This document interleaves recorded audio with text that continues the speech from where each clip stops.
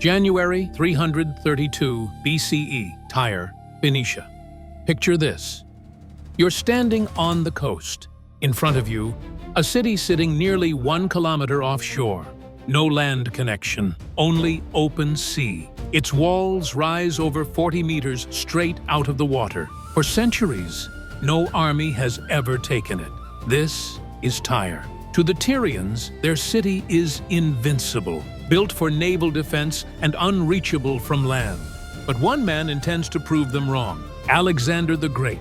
He leads 30,000 soldiers, but he has no fleet at all. And he cannot simply bypass this city and move forward with his campaign. Because as long as Tyre stands, Persian naval power survives. By every rule of ancient warfare, this should be the end of his offensive.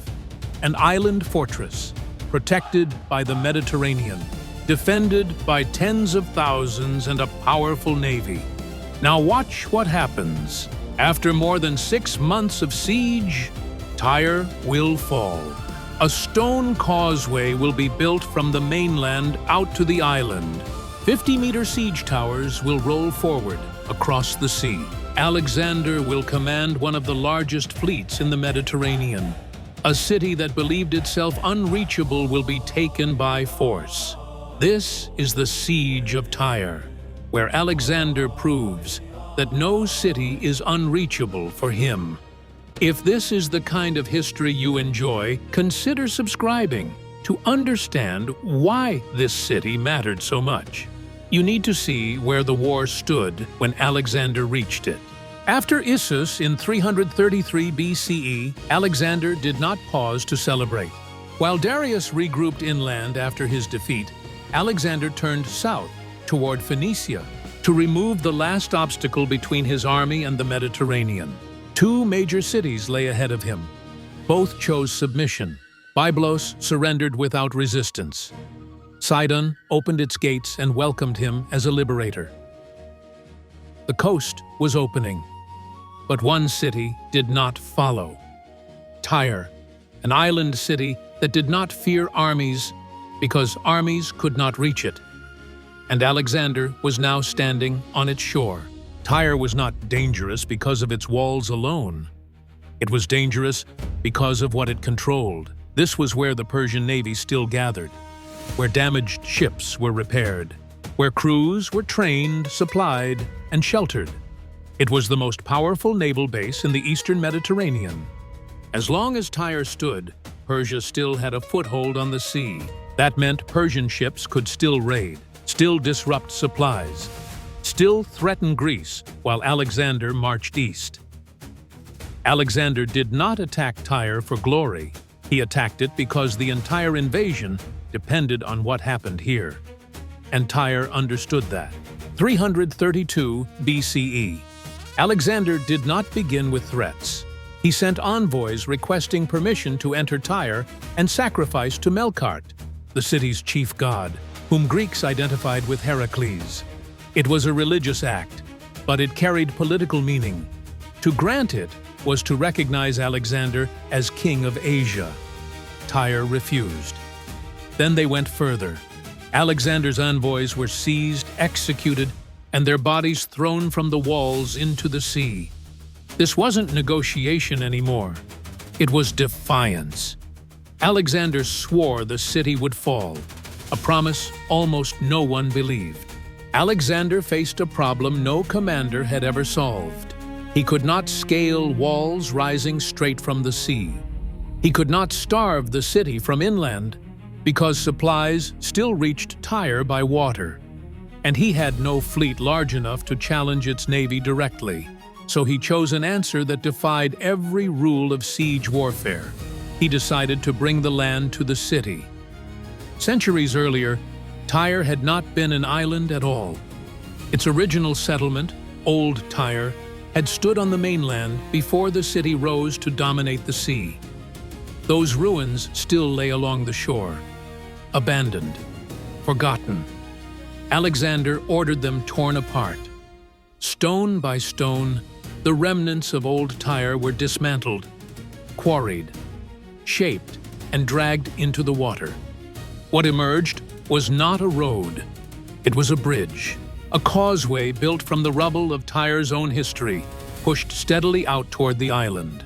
Men worked from dawn to dusk, and as the causeway advanced, it entered Tyre's killing range. Construction turned into combat. Arrows fell from the walls. Alexander ordered siege towers raised and catapults built to be placed at the head of the causeway. As the stone advanced, the machines advanced with it, bringing the walls within reach. Macedonian catapults thundered from the head of the causeway. Behind the towers, men found cover from the rain of missiles.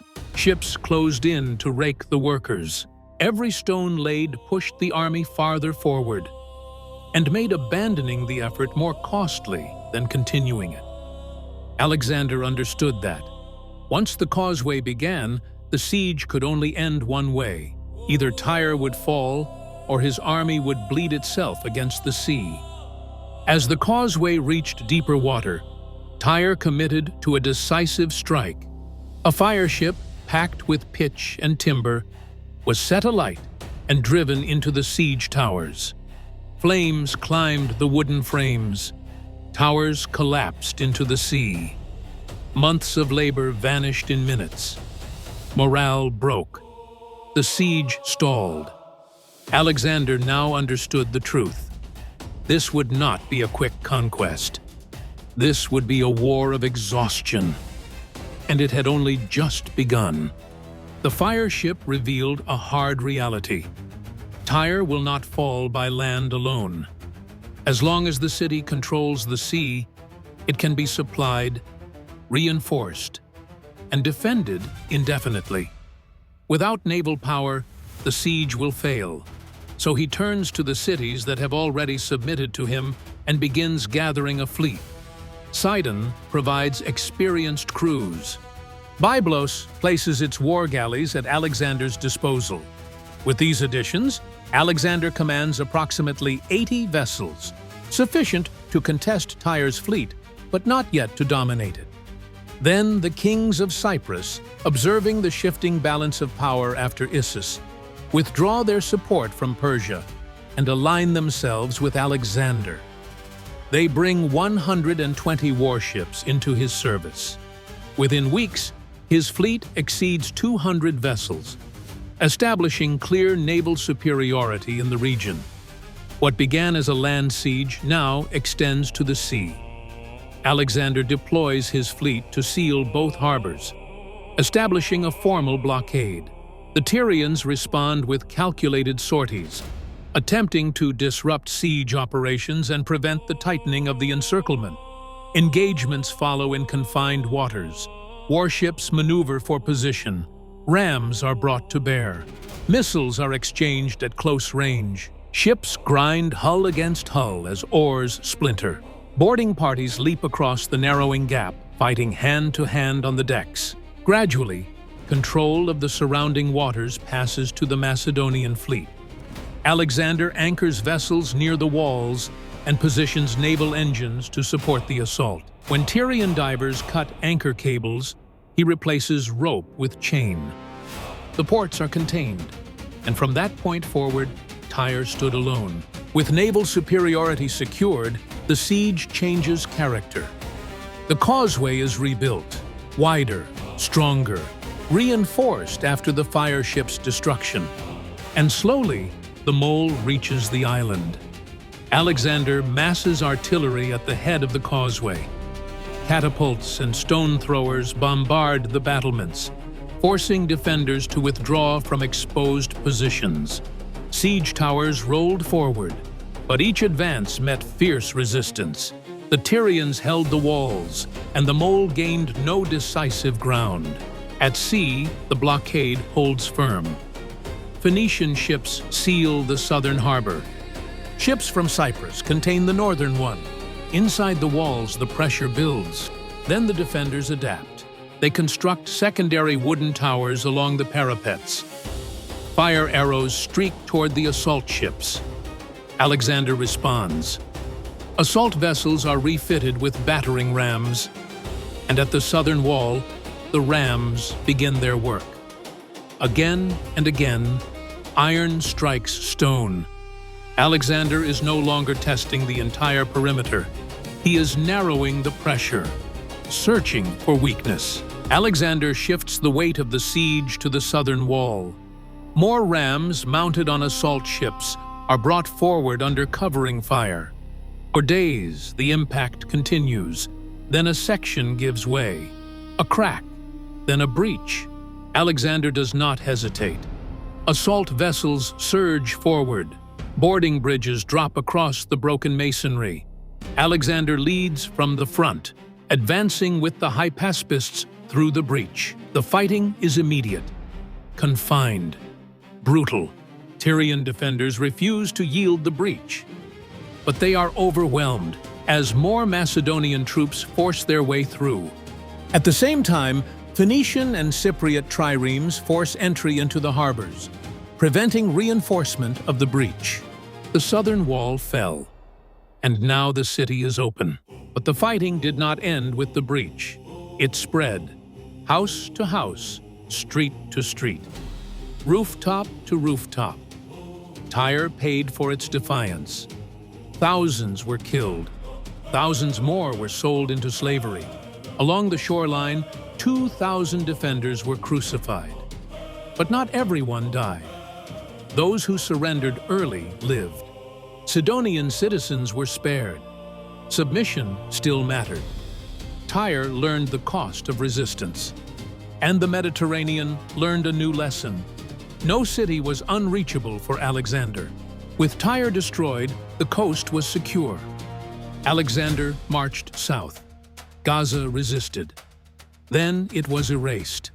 Egypt opened its gates. Alexander was crowned pharaoh. The sea now belonged to him. His supply lines were safe. His rear was secure.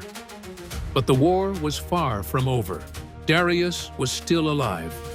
The Persian Empire still stood. And now, with the coast lost, the empire gathered everything it had left. An army drawn from across Asia. Hundreds of thousands of men. Cavalry, infantry, chariots. The full weight of an empire, assembled on open ground, where Alexander defied every rule of ancient warfare and faced the full weight of an empire. Watch the Battle of Gaugamela now.